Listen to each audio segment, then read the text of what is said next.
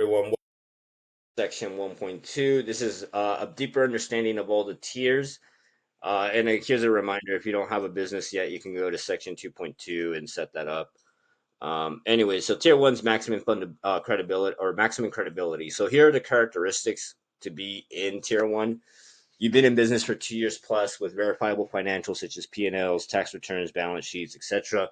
Your business is registered with an EIN. You're an LLC, S corp, C corp, or partnership. Right? Again, the entity type does not matter. Um, that affects other things, but funding it doesn't. Right? Business name and address match across your articles of incorporation, organization, whichever one it is, or the EIN, DMB, and bank docs. Right. The business address is a physical address. You're not no virtual addresses, no PO boxes. Home addresses are okay because again, a lot of banks are starting to understand that there are home based businesses. This is the gig economy, so they get it. Right. They're starting to get it. Business has a business checking account. You have a merchant processor. Um, Exceptions when a business can still be tier one.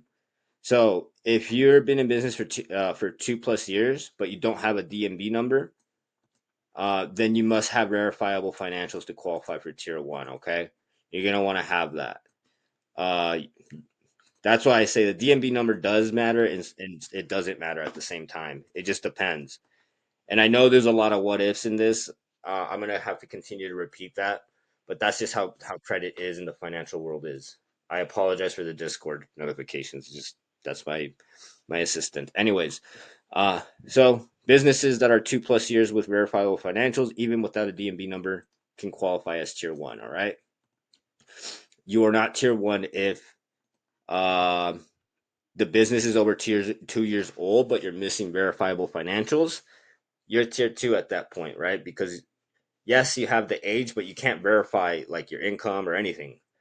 If the business is under 2 years old, even with financials, you are tier two. Okay. So next steps for tier one.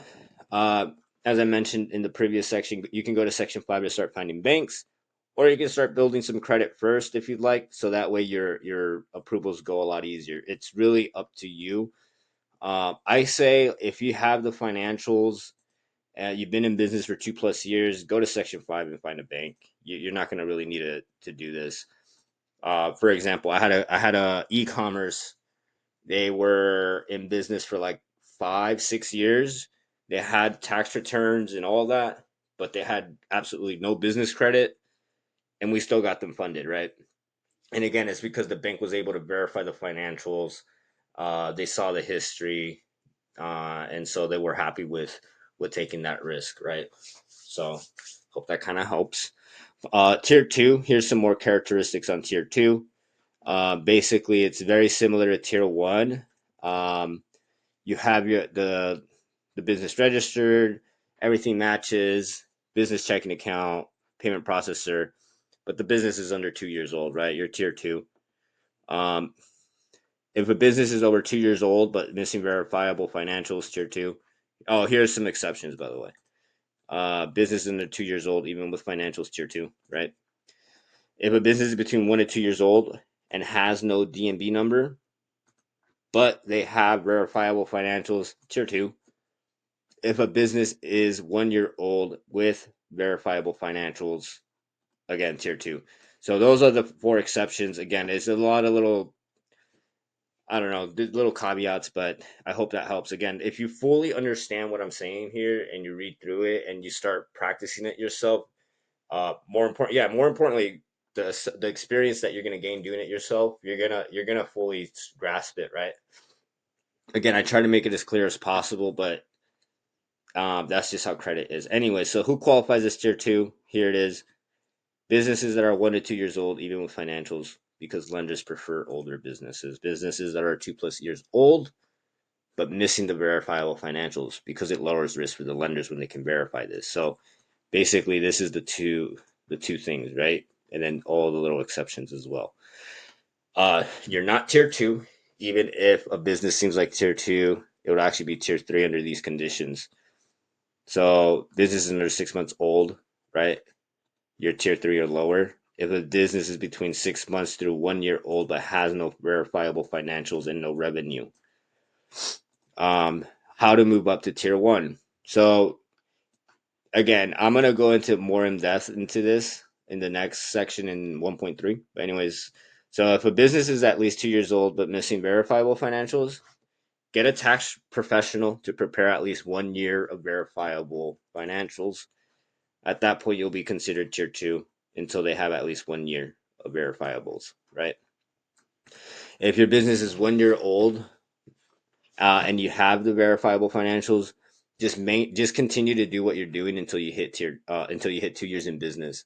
Then you'll automatically just move up to tier one, right? So for next steps for tier two businesses, you can still get funding, but focus on improving your business credibility. You can go to section 1.2 to learn how to build business credit.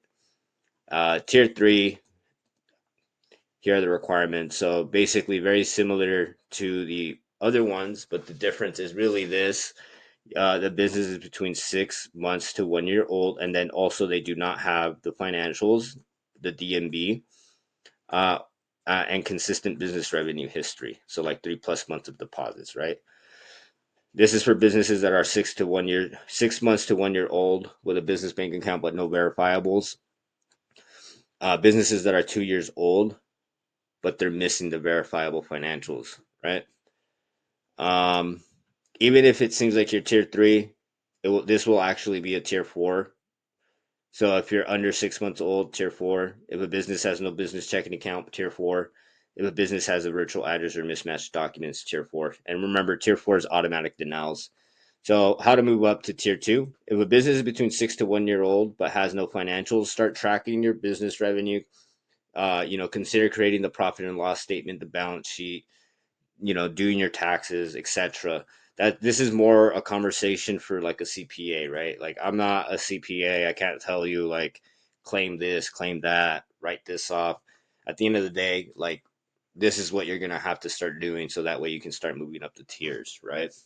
If it makes sense, it makes sense. If it doesn't, it doesn't, right? So that's all a personal decision. Um Now if you do not have the DMB number, register for one to boost credibility. This will all help you qualify for funding faster. So next steps for tier three, go to section 4.1 to learn how to build business credit while you wait to become a tier one or tier two business. You want to make sure to start to maintain your financials, like the make sure you're tracking all that. Consider using your personal credit to fund your business, right? Tier four, auto denials. And these are the characteristics. It doesn't matter if you're tier one, right? If you match any of this, you're done. Like you're not going to be able to get funding.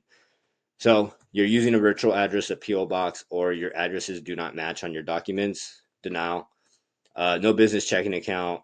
Brand new business under 6 months old. No EIN.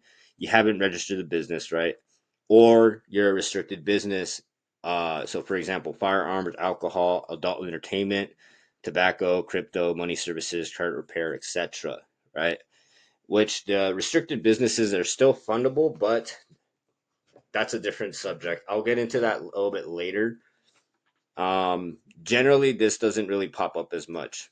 Anyway, so restricted businesses, um, you might still qualify.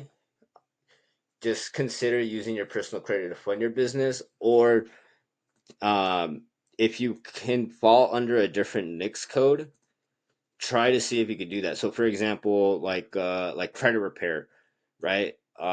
You might just be a consultant, a business consultant. You know what I'm saying? I'm not saying lie on your application. I'm just saying consider looking at your code and see if you can make it fall under a different code, so that way it's not considered high risk or a restricted business, right? Because like yeah, if you any of these are just auto denials, they don't care. So now, how to move up to tier three. If a business is under 6 months old, right, you want to focus on qualifying through personal credit while building credibility.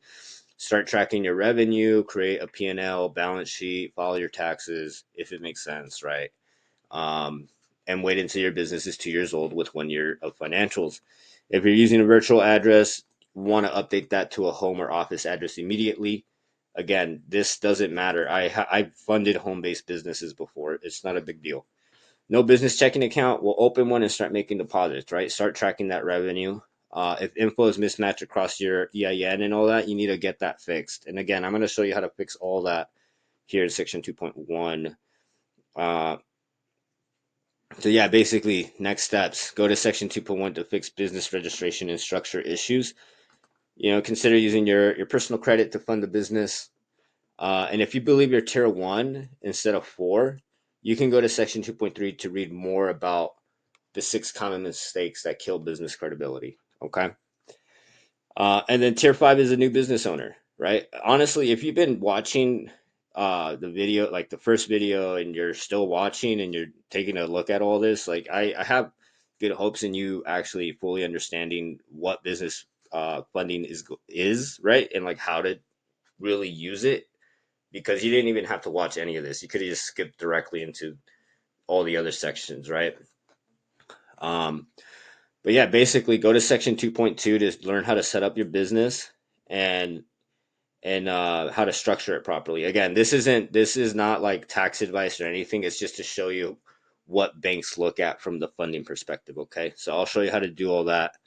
And then here are the auto denials no matter what tier you're in, right? So again, your business isn't registered using the virtual address. Your business address doesn't match.